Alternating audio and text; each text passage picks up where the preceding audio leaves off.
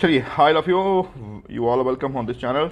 We are on part number 11th of MCQ, जहाँ पे हम 2500 क्वेश्चन हमारी टारगेट है के क्वेश्चन 201 से लेकर 220 तक को हम यहाँ पे देखेंगे और एक बाय एक करके cheat for analysis of these MCQs of banking awareness. The first question number 201 is a mortgage involves. Mortgage क्या होते हैं? तो mortgage is basically loan securities. ऐसे loan securities, there are 5 loan securities. One is called mortgage, then after hypothecation, then after pledge, then after lien, then after assignment. तो ये सारे के सारे क्या हैं? तो आपके लोन सिक्योरिटी है। इसमें से सबसे सेफेस्ट अगर लोन सिक्योरिटी आपसे अगर पूछा जाता तो सबसे सेफेस्ट जो लोन सिक्योरिटी है दैट इज़ प्लेज, क्योंकि प्लेज एक ऐसी सिक्योरिटी है जिसका जो पोजीशन है वो बैंकर के पास होता है। Other than this pledge position, जितने भी सिक्योरिटी के पोजीशन हैं वो बोरोवर के पास होता है। जैसे मॉर्गेज हमने किया, अगर बैंक ने मॉर्गेज किया तो उस घर में, फ्लैट में, है ना, बोरोवर रहेगा। हाइपोथिकेशन अगर व्हीकल का है तो बोरोवर के पास रहेगा। लीन अगर FD पे है तो बोरोवर के पास उसकी कॉपी रहेगी। असाइनमेंट अगर इंश्योरेंस पॉलिसी है तो बोरोवर के पास वो पॉलिसी है। बट प्लेज अगर गोल्ड लोन हमने दिया है तो उसमें जो गोल्ड है वो बैंक के पास है। तो सब सेफेस्ट अगर आपसे कभी पूछा जाता तो आंसर वुड बी प्लेज। लेकिन यहाँ पूछा गया कि मॉर्गेज क्या होता है, तो mortgage is basically transfer of interest, it's not transfer of ownership. लगता है कि चलो नाम चेंज हो जाते हैं या पोजीशन चेंज हो जाता है, बट जब भी ये क्वेश्चन पूछा जाए तो जो टाइटल है वो चेंज होते हैं। That is called transfer of interest. This mortgage is under transfer of property act and the act is of the year 1982, है ना। बहुत इंपॉर्टेंट एक्ट है ट्रांसफर ऑफ प्रॉपर्टी एक्ट, जहाँ पे मॉर्गेज की बातें डिफाइन है।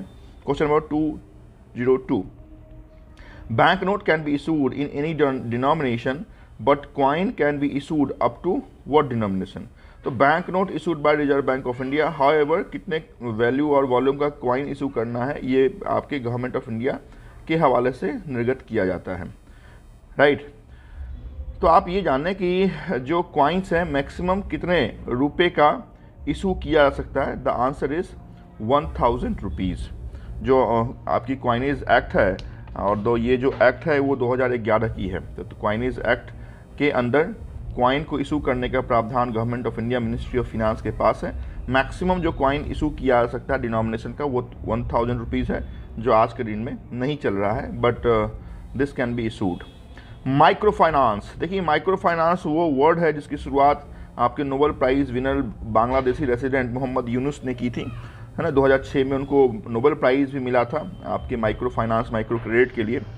तो इस माइक्रो फाइनेंस में मैक्सिमम जो पैसा लेंड किया जाता है वो है 50,000, है ना। तो आप अगर देखेंगे तो जो गवर्नमेंट ऑफ इंडिया की स्कीम है दैट इज़ कॉल्ड मुद्रा, micro unit development refinance agency, है ना। इस मुद्रा का 3 पिलर है। देयर आर 3 पिलर्स ऑफ मुद्रा। उसमें एक को हम कहते हैं शिशु, दूसरे को हम कहते हैं किशोर और तीसरे को हम कहते हैं तरुण। शिशु के अंदर जो लोन दिए जाते हैं अप टू 50,000, आपके किशोर के अंदर 5 लाख और तरुण के अंदर 10 लाख। लेकिन ये अगर लेके किसी ने रीपेमेंट कर दिया है तो अभी जो नई बजट आई थी उसमें ये कहा गया कि हम मुद्रा के अंदर जो मैक्सिमम लोन रीफाइनेंस करेंगे वो 20 लाख रुपीज़ होगा। तो माइक्रो जो क्रेडिट है वो मैक्सिमम 50,000 के लिए दिया जाता है, और अदर देन फार्मर को भी ये पैसा दिया जाएगा। तो answer is both A and C, C option A and B, C option is correct. Question number 204, RBI issued its first banknote in Jan 1938 bearing the portrait of Godrej George IV. What was its denomination? देखिए जब RBI setup 1935 में हुई थी, 35 में setup होने के बाद 1937 में उसके कैपिटल को, उसके हेडक्वार्टर को हमने कोलकाता से मुंबई ट्रांसफ़र कर दिया था। देन आफ्टर 1938 में पहला आपका क्या आया था, तो बैंक नोट आया था जिसमें जॉर्ज IV का फ़ोटो था।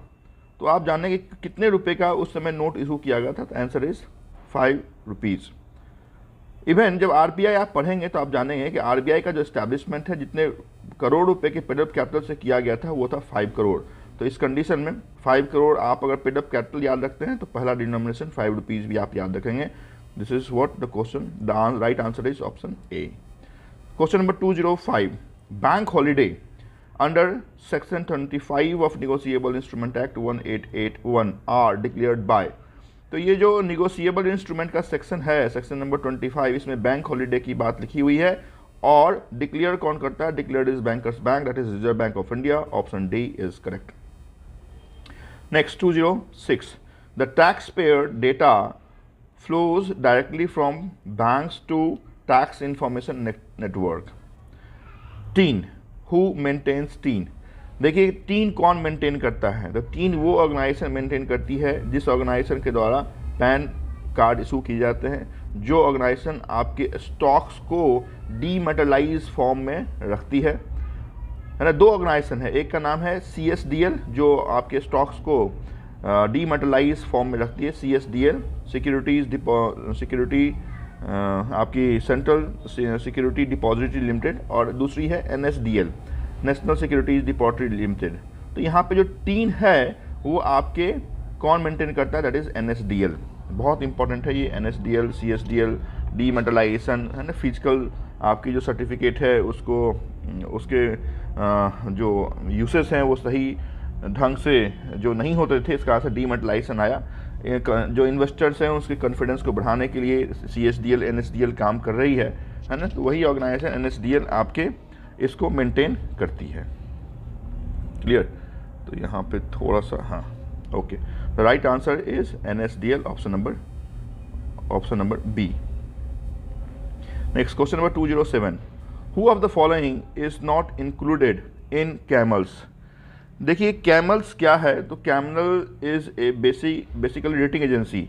RBI बेसिकली इस रेटिंग एजेंसीज का यूज़ करती है। बैंक कितना फिनेंशियल स्ट्रॉन्ग है, साउंड है ना, सिक्योर्ड है, ये आपके बेंचमार्क हैं आपके कैमल्स के, जिसमें आपके बेसिकली क्या होते हैं? तो इसमें अलग अलग जो लेटर है वो अलग अलग वर्ड को डिफाइन करता है। C stand for capital adequacy, A stand for asset quality, M for management, E for earning, L for liquidity, S for system and control. तो ये जो कैमल्स हैं इसके अलग अलग आपके वर्ड मैंने बताए हैं। इसमें पूछा जा रहा है क्या इंक्लूड नहीं होते हैं। तो कैपिटल एडिक्वेसी की बात हमने की है, मैनेजमेंट की बात हमने की है, अर्निंग की बात हमने की है, लिक्विडिटी की बात हमने की है, सिस्टम की बात हमने की है। एम्प्लॉय परफॉर्मेंस की बात आपके कैम्पस के फुल फॉर्म में आती ही नहीं है। इसका answer C is the right answer. Campus का फुल फॉर्म एक बार फिर बता देता हूँ। C stand for capital adequacy, A stand for asset quality, M for management, E for earning EARNING, L for liquidity, S for system and control. Next, question number 208. When were banknote in Mahatma Gandhi series included? कब महात्मा गांधी का जो series है वो आपके bank note में include किया गया है? तो आप जाने द राइट आंसर, इसमें कोई कंसेप्ट नहीं है। कब किया गया? 1996, जिस समय NSDL का हमने इस्टेब्लिशमेंट किया है। तो NSDL अगर बताने में भूल गया होगा तो आप जाने कि NSDL was established in the year 1996. Wage and means advance are provided by Reserve Bank of India only to, ये जो WMA है ना, एक तो इसका फुल फॉर्म अपने आप में बहुत important, WMA stand for that is ways and means advances. क्या होते हैं ये WMA आर एक टाइप का शॉर्ट टर्म लोन है। कौन देता है? तो RBI देती है शॉर्ट टर्म लिक्विडिटी के मिसमैच को फुलफिल करने के लिए। और ये लोन आपके दो लोगों को दिया जाता है, एक सेंट्रल गवर्नमेंट और दूसरा स्टेट गवर्नमेंट।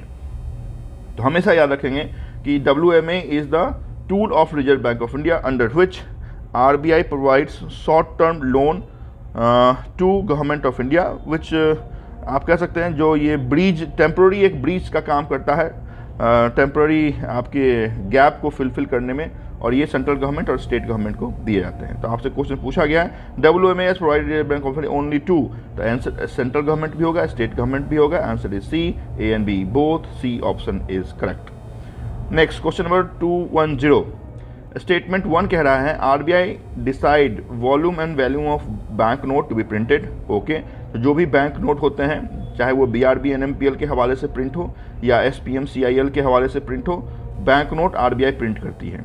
दूसरा कहता है RBI decide volume and value of coins to be printed. No, RBI decide coins की प्रिंटिंग नहीं करती है। कॉइन्स एंड 1 रुपीज़ का जो नोट है ये डिसाइड करता है गवर्नमेंट ऑफ इंडिया के हवाले से, इसकी डिसीजन होती है। 1 रुपीज़ नोट पे हाउएवर फाइनेंस सेक्रेटरी का साइन होता है, बट डिसीजन कितना प्रिंटिंग होगा, किस वॉल्यूम और वैल्यू में प्रिंटिंग होगा, ये कॉइन्स और 1 रुपीज़ नोट का गवर्नमेंट ऑफ इंडिया के हवाले से होता है। तो यहाँ पे आपसे पूछा गया था कौन सा सही है, तो first option is correct, however second statement is wrong. Option number C पे हम जाएंगे जहाँ पे 1 is true, second is false लिखा हुआ है, C is correct. Next, when a cheque is drawn on a bank it is called. देखिए cheque जो होता है उसमें 3 पार्टी इन्वॉल्व है। एक 1 इज कॉल्ड ड्रॉर, जिनका साइन होगा, जिनका चेक है, they will be called as drawer. जो बैंक इन्वॉल्व है, जो बैंक पैसा देगी, the bank is called drawee, और जिसको पैसा मिलेगा दे विल कॉल एज पेई। तो यहाँ पे कह रहा है कि when a cheque is drawn on a bank, bank के फेवर में ही अगर, जैसे हमने लिख दिया pay to State Bank of India, तो यहाँ पे स्टेट बैंक ऑफ इंडिया क्या है, तो State Bank of India is payee. Option number A is correct. कौन सी बैंक अगर इन्वॉल्व होती तो आप बोलते ड्रॉई। अगर बैंक की बात पूछी जाती तो बैंक विल बी ड्रॉई, और ड्रॉर कौन होता है, the account holder. They are 3 party involve in negotiable instrument which is under section 6 of negotiable instrument 1881। Next question number 212, balance in current account is classified as. देखिए CASA वो account है जिसे हम कहते हैं हमारा डिमांड डिपॉजिट अकाउंट है ना। तो कासा का फ्लो होना बहुत इंपॉर्टेंट है बैंक के कैपिटल एडिक्वेसी के नज़रिए से। इस कारण से CASA is a kind of demand deposit account. जब भी हम पैसा चाहते हैं, बैंक हमें एटीएम या किसी के थ्रू बैंक हमें पैसा देती है, तो CASA current account is kind of demand deposit. Saving account is also kind of demand deposit. However अगर आपसे एफडी और आरडी की बात पूछी जाती टर्म डिपॉजिट होता, लेकिन यहाँ पे करंट अकाउंट पूछा गया। Option number C is correct, that is demand deposit. Next, capital adequacy is worked out based on. Capital adequacy क्या है, तो capital adequacy is basically the जैसे हम बोलते हैं ना बेसल, बेसल का पहला ही आपका कैमल्स आपने देखा होगा, तो उसमें हम बोलते हैं कैपिटल एडिक्वेसी। तो capital adequacy nothing RWA, that is risk weighted asset. चाहे उसमें प्रोफेशनल ऑपरेशनल रिस्क हो, क्रेडिट रिस्क हो, वो सब आपके RWA के अंदर आते हैं। Option number C is correct.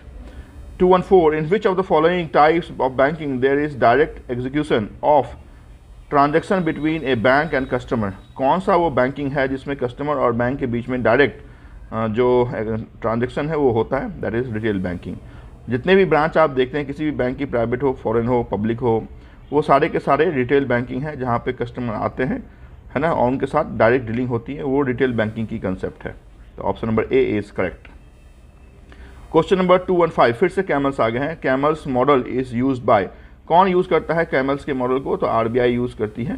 किस चीज़ के लिए यूज़ किया जाता है, तो पहला है bankers to evaluate credit proposal, next is banker to manage their risk, third is RBI inspector to evaluate banks function. Yes, RBI inspector to evaluate bank functions. How much bank concern bank is strong, sound, है ना, risk free, these are the different framework जो आपके CAMELS के अंदर आता है, चाहे वो capital adequacy, asset quality, management, earning, liquidity हो, ये सारे के सारे कैमल के क्या हैं, तो पिलर्स हैं। तो option number C is correct.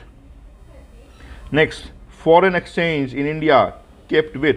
देखिए फॉरेन एक्सचेंज, जो भी फॉरेन RBI का जो फंक्शन है, उस फंक्शन में एक फंक्शन ही है कस्टोडियन ऑफ फॉरेन एक्सचेंज।